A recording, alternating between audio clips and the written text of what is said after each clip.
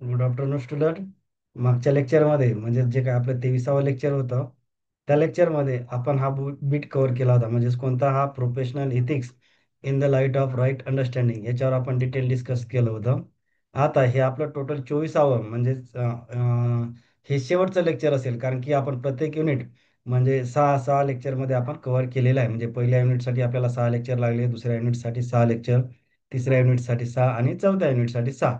म्हणजे आपलं हे टोटल 24 म्हणजेच थेरी पार्टचं जे काही सिलेबस होता त्याच्यामधलं जे काही पूर्ण सिलेबस कव्हरेज करण्यासाठी आपल्याला हे 24 लेक्चर लागलेले आहेत. म्हणजे हे आपलं शेवटचं थेरी लेक्चर असेल. आता बघा, या लेक्चरमध्ये आपण strategies for transition towards value based life and profession हा पार्ट आपण डिटेल डिस्कस करणार आहोत. त्या अगोदर सर्व विद्यार्थ्यांना माझी रिक्वेस्ट आहे, जर लेक्चर माझे सगळे आवडत असतील तर आपण सबस्क्राईब आणि लाईक करायला विसरायचं नाही आहे. तर कुठलाही वेळ वाया न घालवता आपण लगेच डिस्कशनला सुरुवात करूया.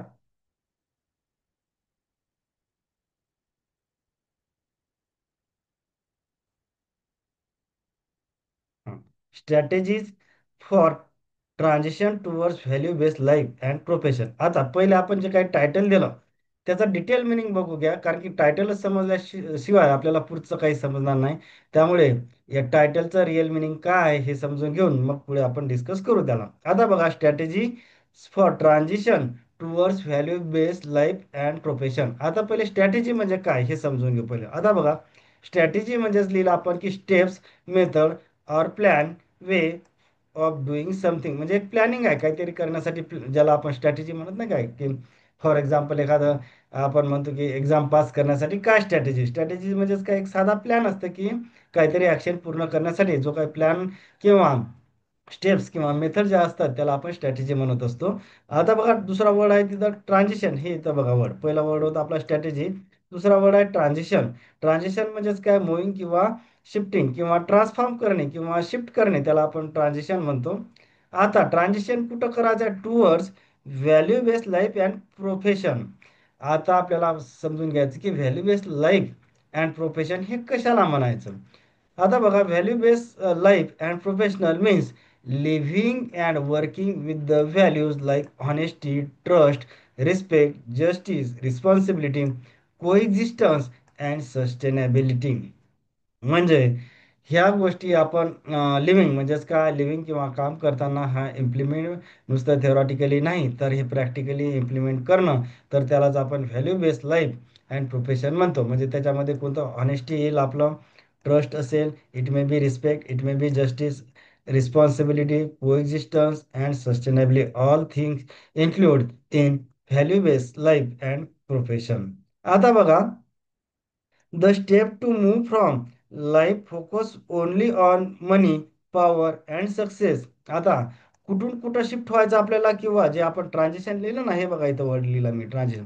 आता ट्रान्झिशन म्हणजे काय, मुव्हिंग किंवा शिफ्टिंग. पण कशाहून मुव्हिंग किंवा शिफ्टिंग व्हायचं आहे बघा. आता the step to move from life focus only on money, power and success, या गोष्टीवरून आपल्याला कुठं शिफ्ट व्हायचं आहे, ज्याला आपण ट्रान्झिशन म्हणलं. आता हा यारो म्हणजे ट्रान्झिशन किंवा शिफ्टिंग म्हणा. कशावर, to a life and profession guided by right understanding, right feeling and harmony at all levels. म्हणजे कोणत्या लेवल असेल, सेल्फ किंवा ज्याला आपण इंडिव्हिज्युअल लेवल म्हटलं, family level, society level, nature level किंवा एक्झिस्टन्स लेवल. तर आपल्याला शिफ्ट कुठून व्हायचं, किंवा ट्रान्झिशन जो काही आपण टायटलमध्ये वर्ड वापरला, ट्रान्झिशन हा जो काही वर्ड वापरला, ट्रान्झिशन म्हणजेच काय, ट्रान्सफॉर्म, मुव्हिंग, शिफ्टिंग. आता कुठून कुठे शिफ्ट व्हायचं हे सांगितलं मी. The step to move from life focus on only on money, power and success, या तीन गोष्टी म्हणजे तीन गोष्टी वरून फोकस आपल्याला कुठं करायचा हे इकडे.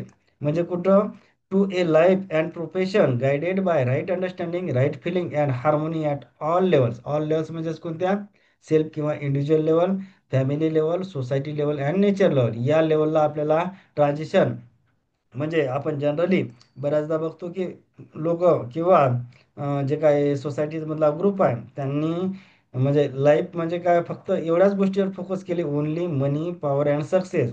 पण त्याच्यामधून जर याच गोष्टीवर फोकस केली तर आपल्याला पीसफुल सोसायटी मेंटेन करणं फार अवघड आहे, जे सध्या आपण बघत आहोत. तर त्याच्यामुळे त्याला ट्रान्सफॉर्म किंवा ट्रान्झिशन कुठं जायचं आहे? To life and profession guided by right understanding, right feeling and harmony at all levels. म्हणजे लेवल्स कोणते असतील? मग सेल्फ, ज्यालाच आपण इंडिव्हिज्युअल लेवल म्हटलं, family level, society level and nature किंवा त्याला एक्झिस्टन्स लेवल म्हणलं. या लेवलले म्हणजे या नॅरो माइंडसेटमधून ब्रॉड माइंडसेटवर आपल्याला ट्रान्सफॉर्म करणे, तर त्यालाच आपण या टायटलमध्ये ट्रान्झिशन असं म्हटलेलं आहे.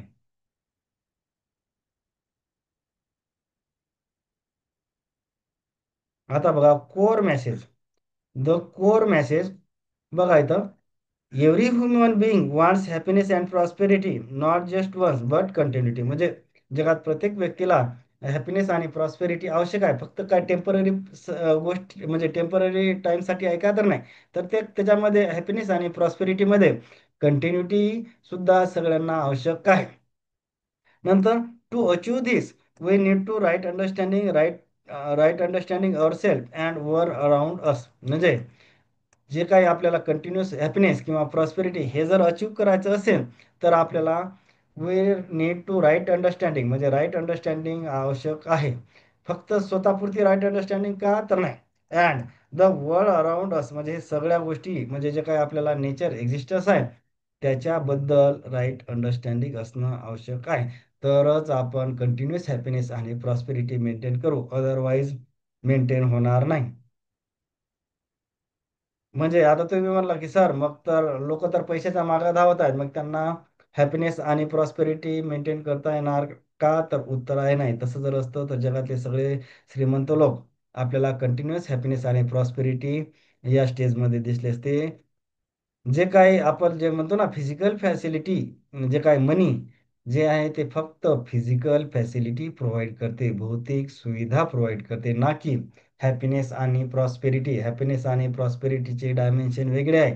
त्याच्यासाठी राईट अंडरस्टँडिंग, राईट रिलेशनशिप आवश्यक आहे. मग तुम्ही म्हणसाल सर मनी आवश्यक कसं नाही का? तर मनी आवश्यक आहे, पण कुठपर्यंत त्याची मर्यादा आहे? फक्त फिजिकल फॅसिलिटी प्रोव्हाइड करण्यापुरती त्याला मर्यादा आहे. हॅपीनेस प्रॉस्पेरिटी त्या गोष्टी मनी देऊ शकत नाही. त्याच्यासाठी हॅपीनेस आणि प्रॉस्पेरिटीसाठी आपल्याला काय आवश्यक आहे? राईट अंडरस्टँडिंग, राईट रिलेशनशिप आणि थर्ड पार्ट म्हणजे फिजिकल फॅसिलिटी किंवा मनी. हे कशासाठी मनी आवश्यक? प्रत्येक माणसाला मनी आवश्यक आहे, पण त्याच्यामध्ये नीड आणि ग्रीड यातला डिफरन्स आपल्याला कळला पाहिजे. नुसतं मनीच्या मागं धावणं म्हणजे हॅपीनेस प्रॉस्पेरिटी येऊ शकते का? तर उत्तर आहे नाही. मनी आवश्यक आहे, पण फक्त त्या कुठपर्यंत मर्यादा आहे की फिजिकल फॅसिलिटी प्रोव्हाइड करण्यापुरतं मनी आवश्यक आहे, हे लक्षात घेणं गरजेचं आहे. When we deeply observe, we find that the entire existence is harmonious. Everything exists in the coexistence, mutual support and balance. आता बघा मी अगोदरच्या लेक्चरमध्ये सांगितलं की असं सेपरेट एक्झिस्टन्स जगात अस्तित्वात कुठेही नसते. म्हणजे एक्झिस्टन्स म्हणजेच काय? को एक्झिस्टन्स. जसं आपण बघितलं की ह्युमन बिंग हा सेपरेट एक्झिस्टन्स, त्याचंही अस्तित्व सेपरेटली पॉसिबल नाही. जर असलं तर ते मिनिंगलेस असणार. म्हणजे जगातली प्रत्येक गोष्ट ही को एक्झिस्टन्स म्हणजे काय? म्युच्युअल सपोर्ट किंवा इंटरडिपेंडंट किंवा डिपेंड ऑन इच अदर ह्या गोष्टी असतात, तर त्यालाच आपण को एक्झिस्टन्स म्हटलेलं आहे. म्हणजे सेपरेट असं काही नसते.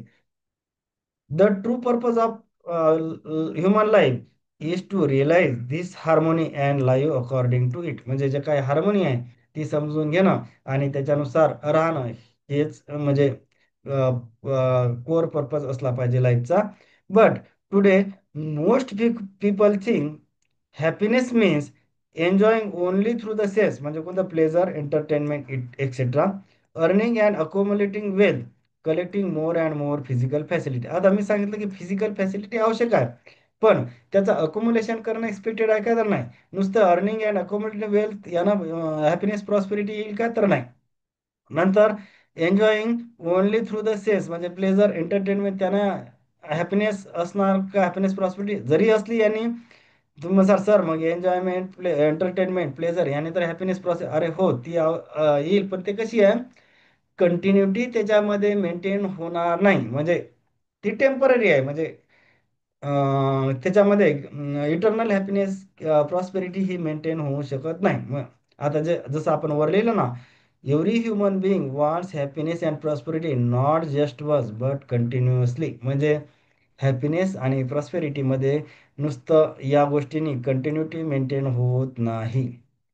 नंतर this wrong perception is creating a problem in society, family, environment and within individual themselves. म्हणजे हे जे काय रॉंग परसेप्शन कोणते, हे जे काय तीन, म्हणजे but today's most people think happiness means, हे जे काय तीन परसेप्शन दिसले ना, 1, 2, 3, हे कसे आहेत की रॉंग परसेप्शन आहे, म्हणजे चुकीचे समज आहेत. त्याच्यातूनच जे काही सध्याचं आपल्याला सोशल डिसऑर्डर मिळते, किंवा जे आपण लिहिलं इथं, creating problem in society. Problem in society म्हणजे काय, सोशल डिसऑर्डर, जिकडे तिकडे सोशल डिसऑर्डर आपल्याला निर्माण पाहायला मिळते.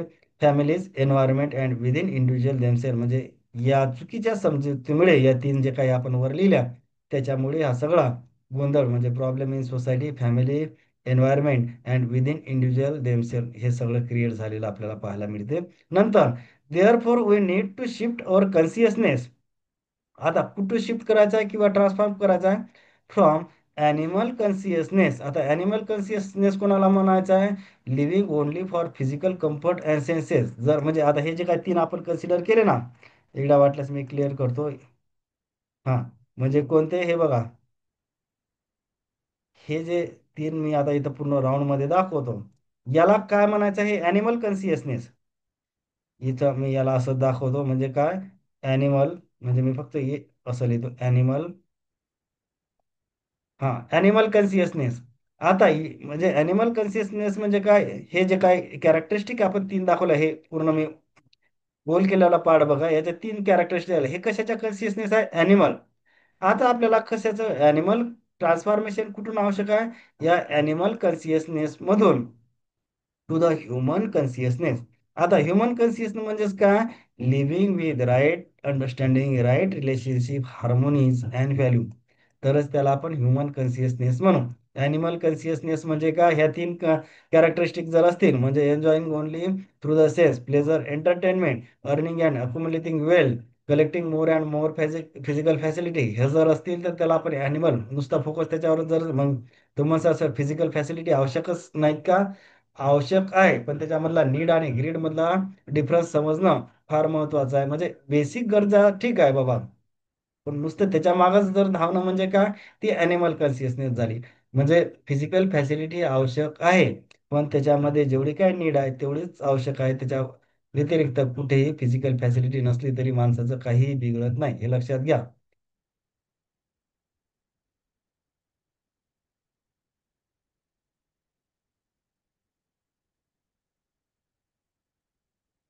हा, नंतरची स्लाइड बघा आता.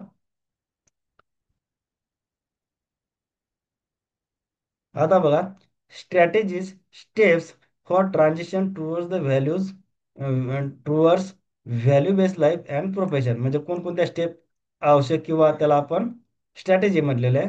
पहिली स्टेप मी इथं लिहिलेली आहे बघा, 1 नंबर, इंडिव्हिज्युअल ट्रान्सफॉर्मेशन.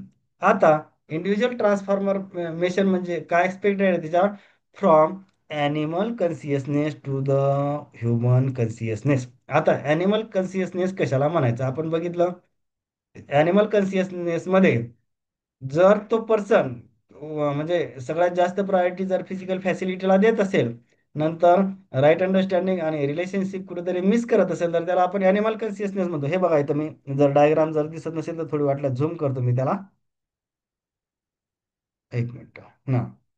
आता बघा, ही इथं मी ॲनिमल कन्सियसनेस लिहिला, इथं राऊंड करतो थोडासा पार्ट, आणि इकडे बघा मी इथं इथं ह्युमन कन्सियसनेस लिहिला. आता बघा, ॲनिमल कन्सियसनेस कोणाला म्हणायचं, आता बघा ॲनिमल कन्सियसनेस मध्ये, आता इथं बघा, इथं दिसते का तुम्हाला वर्ड, हे मी थोडंसं अंडरलाईन करतो. फिजिकल फॅसिलिटी इथं 1 नंबरची प्रायोरिटी दिली. कोणत्या सेक्शन मध्ये, हा जो काही सेक्शन दिसते इथं राऊंड करतो वाटल्यास मी, म्हणजे पूर्ण स्लाइड न वाचता मेन सेंट्रल थीम सांगतो मी फक्त इथं. आता बघा, इथं ॲनिमल कन्सियस लिहिलं मी, आणि त्याच्यामध्ये इथं जर तुम्ही ऑब्झर्व केलं डायग्राम, तर याच्यामध्ये बघा 1 नंबर हे इथं दिसते, हे दिसते का माझा पेन जो मी इथं मूव्ह करत आहे, तिथं पहिली प्रायोरिटी फिजिकल फॅसिलिटीला दिलेली आहे. आता इकडे दुसरं काय आहे, इथं राईट रिलेशनशिप किंवा रिलेशनशिप, हे बघा इथं मिसिंग वर्ड आहे, हा जो काय दिसत असेल तुम्हाला मिसिंग. नंतर हे राईट अंडरस्टँडिंग इथं समजा तुम्हाला दिसत नसेल, पण हा मिसिंग वर्ड आहे, इथं मी फक्त राऊंड करतो. हे राईट अंडरस्टँडिंग आणि राईट रिलेशनशिप, हे दोन गोष्टी कुठेतरी मिस होताना दिसते. इथं जरी तुम्हाला वाचता येत नसेल तर हा मिसिंग शब्द लिहिलेला आहे मी ब्रॅकेटमध्ये, किंवा हे इथं पण मी इथं मिसिंग वर्ड लिहिलेला आहे. हा जो काही राऊंड केला त्याच्यामध्ये जो वर्ड लिहिलेला आहे तो मिसिंग आहे. म्हणजे ॲनिमल कॉन्शियसनेसमध्ये सगळ्यात पहिली प्रायोरिटी कुठे दिलेली आहे? फिजिकल फॅसिलिटीला पहिली प्रायोरिटी दिलेली आहे. तर फिजिकल फॅसिलिटीलाच पहिली प्रायोरिटी देणे किंवा नुसतं त्याच्या मागच धावणे, तर त्याला आपण ॲनिमल कॉन्शियसनेस म्हणतो. आता ह्युमन कॉन्शियसनेसची एक डायग्राम तुम्ही ऑब्झर्व करा. ही ह्युमन कॉन्शियसनेस मी लिहिलं. आता बघा, इथं पहिली प्रायोरिटी हे एक नंबर दिसते का तुम्हाला? हे राऊंड करतो मी. इथं पहिली प्रायोरिटी कशाला दिली? Right understanding. सेकंड प्रायोरिटी हे बघा, हा राऊंड करतो मी इथं. दुसरी कशाला दिली? रिलेशनशिप किंवा त्याला राईट रिलेशनशिप म्हणून. आणि हे तिसरी प्रायोरिटी हे हा राऊंड दिसतो मी छोटा करतो. तिथं कुठं दिसलेली आहे? Physical facility. म्हणजे फिजिकल फॅसिलिटीला हा किंवा लोएस्ट प्रायोरिटी दिली आहे, म्हणजे तिसरी. जर असं स्ट्रक्चर असेल तर त्याला आपण ह्युमन कॉन्शियसनेस म्हणायचं. म्हणजे दोन मध्ये जर डिफरन्स तुम्ही बघितला तर ॲनिमल कॉन्शियसनेस मध्ये फिजिकल फॅसिलिटी ही पहिल्या प्रायोरिटीला असेल, ह्युमन कॉन्शियसनेसमध्ये फिजिकल फॅसिलिटी ही लास्ट प्रायोरिटी असेल. तर आता बघा, पहिलं काय झालेलं आहे, आपण लिहिलं individual transformation from animal consciousness to human conscious. हे पहिली स्टेप कशासाठी? Transition towards the value based life and profession. ही पहिली स्टेप आपण बघितली. ॲनिमल कॉन्शियसनेस म्हणजे कोणती? हे बघा, हे ट्रान्सफॉर्मेशन असा यारो दाखवला. आता हे कोणती कॉन्शियसनेस झाली? हे ह्युमन. मी फक्त इथं एच लिहितो वाटल्यास. आणि याला लिहितो ए. ए म्हणजे हा ॲनिमल कॉन्शियस. आता आपल्याला ट्रान्सफॉर्मेशन कुठून लागायचं आहे? A to H. म्हणजे ॲनिमल कॉन्शियसनेस मधून ह्युमन कॉन्शियसनेस मध्ये ट्रान्सफॉर्मेशन ही पहिली स्टेप आपली झाली. याच्यात कशाची पहिली स्टेप? तर transition toward value based life and profession, त्यातली पहिली स्टेप बघितली आपण. पहिली स्टेप्स काय सांगितलं मी? Individual transformation.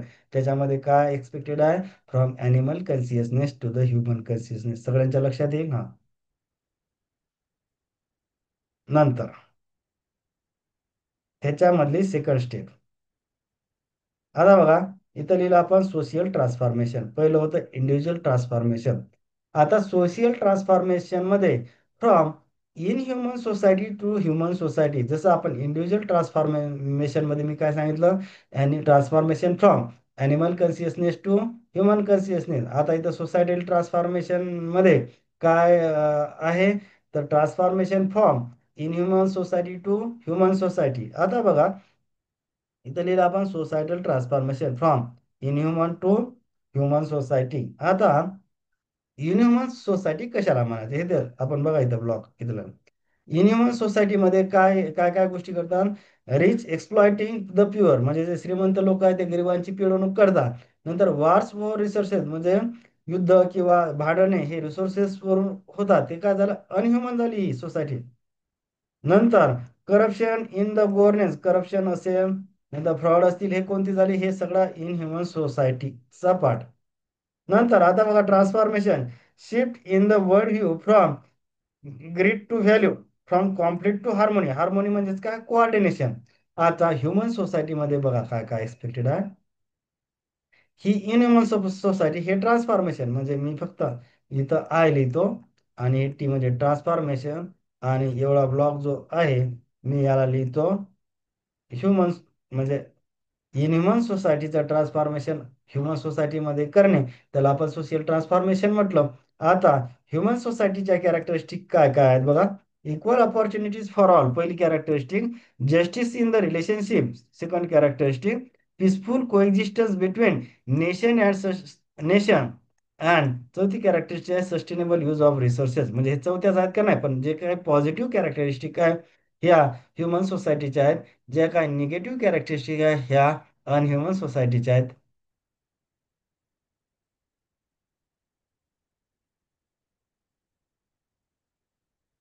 नंतर तिसरी स्टेप बघू आता आपण.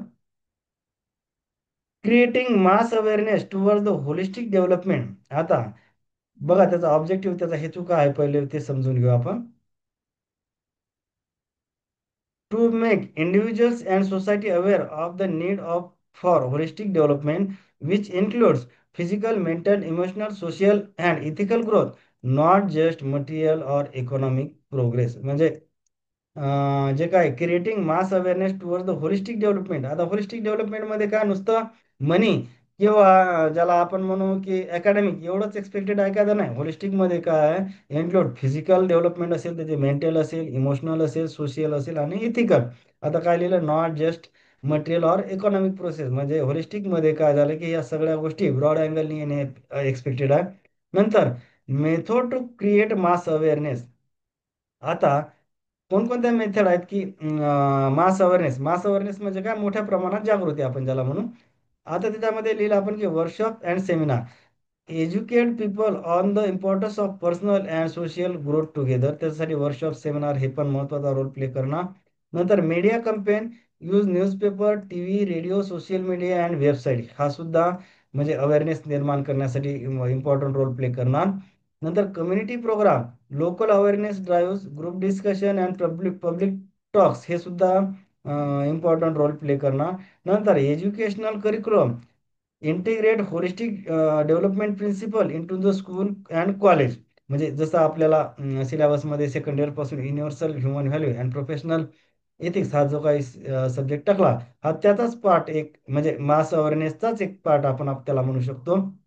नंतर रोल मॉडेल अँड टेस्टिमोनियल्स. आता बघा याच्यामध्ये share the stories of individual or communities who benefited from the holistic development. म्हणजे याच्यामध्ये सगळे कोणते येईल, सोशल रिफॉर्मर जे काही समाज सुधारक आहे किंवा जे ज्यांनी समाज सुधारण्यासाठी महत्त्वाचं योगदान दिलं, तर त्या सगळ्यांचा म्हणजे रोल मॉडेल म्हणून आपण त्यांचा आदर्श घेत असतो.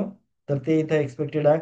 नंतर target audience for the awareness. आता टार्गेट ऑडियन्स फॉर अवेअरनेस म्हणजे कोणामध्ये अवेअरनेस आणायची आहे, तर त्याच्यामध्ये असतील बघा आता काय काय time, family member, friends, educator, teacher and education administrators. नंतर people connected to governance, your colleagues at the work, people who have interest and readiness for purposeful social effort and social development. म्हणजे याचा अर्थ काय की सगळ्याच लोकांमध्ये, जरी आपण इथं स्पेसिफिक मेन्शन केले, पण याचा अर्थ काय, दुसऱ्या लोकांमध्ये अवेअरनेस आणायचा नाही का, तर हा अवेअरनेस सर्व लोकांमध्ये येणं एक्सपेक्टेड आहे इथं. हे तिसरी स्टेप झाली होती आपली. आता चौथी स्टेप बघू याच्यामधली आपण. Fourth step is moving towards humanising the mainstream education. आता बघा, fourth step is moving towards humanising the mainstream education. म्हणजे शैक्षणिक जे काय आपलं चालू आहे त्याला आपल्याला कुठं म्हणजे अल्टिमेट त्याला कुठं कन्वर्ट करायचं आहे, तर या ह्युमनायझिंग मध्ये कन्वर्ट करायचं आहे. नाहीतर आपण सध्या जे काही बघत आहे, म्हणजे जसं मी सांगत असतो नेहमीच लेक्चरमध्ये की बाबा, जेव्हा आपलं स्वातंत्र्य झालं तेव्हा आपली भारताची साक्षरता फक्त 18% होती. म्हणजे 1947ला साक्षरता आज 18% होती. एक साधं उदाहरण देतो मी तुम्हाला. 1947ला लिटरसी रेट हा 18% होता. आता जर आपण 2011च्या जनगणनेनुसार जर आपण आपली लिटरसी रेट किंवा साक्षरता आता जर बघितली, तर ही सध्या आहे जवळपास 74% आहे.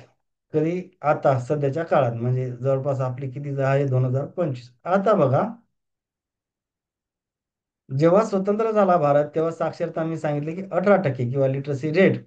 पण आता सध्या जे काही लिटरसी रेट आहे हे 74% आहे. इथपर्यंत सगळ्यांना क्लिअर झालं. आता बघा की 1947ला साक्षरता कमी होती, पण लोकांमध्ये विश्वास, माणुसकी किंवा हे सहज आपण ठेवू शकत होतो. म्हणजे जरी साक्षरता कमी होती, पण इथं सहज ट्रस्ट किंवा करप्शन, विश्वास, करप्शन कमी होतं, भ्रष्टाचार कमी होता, माणुसकी जिवंत होती किंवा भ्रष्टाचार नव्हता किंवा विश्वास सहज ठेवू शकत होतो. पण आज बघा इथं किती आहे, 74% साक्षरता आहे. बरं, साक्षरता 18हून 74% वाढली, पण त्याच रेशिओनी जर आपण विचार केला की म्हणजे विश्वास, माणुसकी, ह्युमॅनिटी किंवा जे दुसऱ्या इतर पॉझिटिव्ह गोष्टी आहेत त्याच रेटनं इथं वाढताना दिसत नाही. म्हणजे जसं 18हून 74% आहे त्याच रेटने इथून माणुसकी, विश्वास किंवा संवेदनशीलता ह्या गोष्टी इकडे वाढायला पाहिजेत होत्या. पण तसं प्रत्यक्षात दिसत नाही. जरी साक्षरता किंवा शिक्षणाचं प्रमाण वाढलं, पण ह्या गोष्टी इन्व्हर्स प्रपोजने किंवा रिव्हर्स प्रमाणात होताना आपल्याला दिसतात. म्हणजे ज्या रेटनं लिटरसी रेट वाढा, त्याच रेटनं पॉझिटिव्ह गोष्टी इकडे वाढताना दिसत नाही. मग आता ते कुठून प्रॉब्लेम झाला? तर बघा, इथं खाली घेतो मी एक मिनिट त्याला. हा. इथं काय झालं की एज्युकेशनचं रूपांतर म्हणजे काय झालं? एज्युकेशनचं रूपांतर हे जो काही ह्युमनायझिंग मध्ये आहे, ही कुठंतरी आपण करण्यात अपयशी ठरलेलो आहोत. तर मी नेहमी लेक्चरमध्ये सांगतो की शिक्षणाचा उद्देश काय आहे की शिकलेल्या लोकांच्या गर्दीचं रूपांतर शांतताप्रिय समाजात होणे, एवढा साधा सुद्धा शिक्षणाचा उद्देश आहे. आणि शिक्षणापासून माणसं किंवा education is a man making process, शिक्षणातून माणसं निर्माण झाली पाहिजे. पण हे प्रत्यक्ष होताना आपल्याला दिसत नाही. म्हणजे मग तुम्ही म्हणता सर होतच नाहीत का? तर होतात, पण त्यांचं प्रमाण कमी आहे, ऑड केसेसमध्ये दिसतात. म्हणजे शिक्षणानं ज्या म्हणजे शिक्षणानं मी नेहमी म्हणतो की शिक्षणातून माणूस होणं एक्सपेक्टेडच आहे, अपेक्षितच आहे. शिकलेल्या लोकांच्या गर्दीचं रूपांतर शांतताप्रिय समाजात होणे अपेक्षितच आहे. पण बऱ्याचदा ह्या गोष्टी रिअल ग्राउंड बेसवर आपल्याला दिसत नाहीत. आपण कुठंतरी चुकीच्या डायरेक्शननं शिक्षणाचा हेतू आपण फक्त पॅकेज आणि पर्सेंटेज एवढाच घेतल्यामुळे जे काही सोशल डिसऑर्डर निर्माण झाली, तर ह्या चुकीच्या किंवा विदाऊट राईट अंडरस्टँडिंगमुळे हे जे सोशल डिसऑर्डर निर्माण झालेले आपल्याला पाहायला मिळते. तर आता इकडे बघू आपण ऑब्जेक्टिव्ह काय आहे त्याचा. To transform the existing education system from being purely academic or exam oriented into that into one that nurtures the overall development of the student. मग ते ओव्हरऑल डेव्हलपमेंट कोणती असेल? इंटेलेक्च्युअली, इमोशनॅलिटी, सोशियालिटी आणि ethically, understanding the human being, understanding the coexistence in the existence. ह्या गोष्टी म्हणजे शिक्षणातून येणं एक्सपेक्टेड आहे. शिक्षणाचा अर्थ नुसता पॅकेज, पर्सेंटेज आणि पदव्या घेणे हे जे काही नॅरो माइंडनं आपण घेतो, तर ते मुळातच धोकादायक आहे. म्हणजे शिकलं की बाबा नुसतं नोकरीच लागणे किंवा पर्सेंटेज घेणे, पदव्या घेणे एवढंच आहे का? तर हे एकदम नॅरो माइंडनं थिंकिंग आहे. त्या चुकीच्या थिंकिंगमधून सोशल डिसऑर्डर निर्माण झाली. मी पहिलेही सांगितलं, शिक्षणाचा अल्टिमेट एम काय असायला पाहिजे? It is the man making process, ती माणसं बनवण्याची प्रक्रिया असली पाहिजे. नंतर दुसरं सांगितलं की शिकलेल्या लोकांचं च्या गर्दीचं रूपांतर हे शांतताप्रिय समाजात होणं हे अपेक्षित आहे. हे साधेसुधे उद्देश आहेत शिक्षणाचे, पण आपण चुकीच्या किंवा विदाऊट राईट अंडरस्टँडिंग फार त्याला कॉम्प्लिकेटेड किंवा किचकट बनवून टाकलेलं आहे. तर त्याच्यातून मधूनच सोशल डिसऑर्डर निर्माण झालेली आपल्याला पाहायला मिळते. आता बघा, traditional education focus on exam, rote learning, competition, shift towards the humanized education. म्हणजे हे काय rote learning, competition, package, percentage, पदव्या याच्यातून बाहेर होऊन शिफ्ट आपल्याला इकडे होणं गरजेचं आहे. कशामध्ये? Intellectual, ethics, value, emotional development, social and responsibility. Holistic development of the student म्हणजेच काय झालं की इंटेलेक्च्युअल प्लस इमोशनल, इथिकल आणि सोशल डेव्हलपमेंट, त्याला आपण होलिस्टिक डेव्हलपमेंट म्हणून. होलिस्टिक डेव्हलप नुसतं पर्सेंटेज, पॅकेज, पदव्या जर असेल तर त्याला होलिस्टिक डेव्हलपमेंट म्हणता येत नाही. ते नॅरो माइंडनं किंवा नॅरो माइंड एज्युकेशन म्हणू शकतो आपण, त्याला होलिस्टिक नाही म्हणू शकतो. त्याचाच त्याचं सगळ्यांचं आउटपुट काय? Responsible and compassionate citizenship. म्हणजे हे जर आपण मेंटेन केलं तरच सोशल जे पीसफुल सोसायटी हे इथं निर्माण होईल. नुसतं पर्सेंटेज, पॅकेज, पदव्याच्या मागं जर राहिले तर जे काय सोशल डिसऑर्डर जी सध्या निर्माण झाली, ते कुठेही कमी होणार नाही हे लक्षात घेणं गरजेचं आहे. म्हणजे आपल्याला सगळ्यांना शिफ्ट कशाकडे व्हायचं? ह्युमनाइज एज्युकेशन. ह्युमनाइज एज्युकेशन म्हणजेच काय? त्याला आपण होलिस्टिक एज्युकेशन म्हणू. होलिस्टिक एज्युकेशनमध्ये काय काय एक्सपेक्टेड आहे? इंटेलेक्च्युअल असेल, इमोशनल, इथिकल आणि सोशल ग्रोथ. आता हे सगळं अचीव केल्यानंतर त्याचंच कन्व्हर्जन कशामध्ये होणार आहे? हा यारो दाखवलेला आहे मी. रिस्पॉन्सिबल अँड कम्पॅशनेट सिटीजन याच्यामध्ये त्याचं फायनल. आणि हे झालं म्हणजेच काय? पीसफुल सोसायटी इथं मेंटेन होणार आहे. नंतर आता शेवटची स्टेप, जसं पाचवी स्टेप आपली. आता बघा, developing models for holistic living in educational institute and in the community. आता पहिले मॉडेल म्हणजे काय हे समजून घेऊ आपण. द मॉडेल म्हणजेच काय? एखादं फ्रेमवर्क. आता कोणतं framework? These are the structure approach, framework or system design to guide the people in achieving holistic living. आता होलिस्टिक लिव्हिंग अचीव करण्यासाठी आता पहिले होलिस्टिक लिव्हिंग समजून घेऊ आपण. होलिस्टिक लिव्हिंग मीन्स, आता बघा, This refer to a way of life that consider the complete development of a person, including काय काय holistic development मध्ये काय काय include असते बघा. Intellectual growth, emotional balance, ethical and moral values, physical well-being, नंतर सोशल रिस्पॉन्सिबिलिटी आणि environment awareness. आता हे सगळं म्हणजेच काय, याला आपण होलिस्टिक लिव्हिंग म्हणतो. मी फक्त इथं H.L म्हणतो. म्हणजे होलिस्टिक लिव्हिंगमध्ये या सगळ्या गोष्टी आलेल्या आहेत. कोणत्या? Intellectual growth, emotional balance, ethical and moral values, physical wellbeing, social responsibility आणि इमोशनल एन्व्हायरमेंटल अवेअरनेस. आता एज्युकेशनल इन्स्टिट्यूशनचा काय रोल असायला पाहिजे याच्यात बघा. School, college, universities fair these models, म्हणजे कोणते मॉडेल्स? हे होलिस्टिक लिव्हिंगचं model can be implemented to develop student overall personality rather than only focusing on the academic or package. म्हणजे जे सध्या हे सध्या कुठं चालू आहे, हे फक्त एवढाच राऊंड जे काही सगळ्या सध्या शिक्षण व्यवस्था आपल्याला दिसते, हे अकॅडमिक आणि पॅकेज याच्याच मागे धावताना दिसतात. त्याच्यातूनच आपल्याला जे काय सोशल डिसऑर्डर निर्माण झालेली दिसते. ह्या गोष्टी कुठंतरी मिस होताना दिसत आहेत, म्हणजे एज्युकेशन सिस्टीम मध्ये. नंतर community society at the large where these principles can be applied in daily life to promote harmony, cooperation, ethical behavior and social well-being. म्हणजे कोणतं? हे होलिस्टिक लिव्हिंग हे मॉडेल कुठे इम्प्लिमेंट करायचं आहे आपल्याला? या लेवलले आणि या लेवलले, तरच आपल्याला सोशल म्हणजे पीसफुल सोसायटी बघायला मिळेल. अदरवाईज जे काही सोशल डिसऑर्डर आहेत हे म्हणजे दिवसेंदिवस वाढत जाणार. जर आपण एज्युकेशनमध्ये फक्त अकॅडमिक आणि पॅकेज याच गोष्टीवर फोकस केला तर कुठंतरी हे धोकादायक किंवा स्फोट होण्याच्या डायरेक्शनला आपण चाललेलो असं म्हणायला हरकत नाही. होप आहे लेक्चर समजलं असेल. जर आवडले असेल तर सबस्क्राईब करायला विसरू नका. थँक्यू.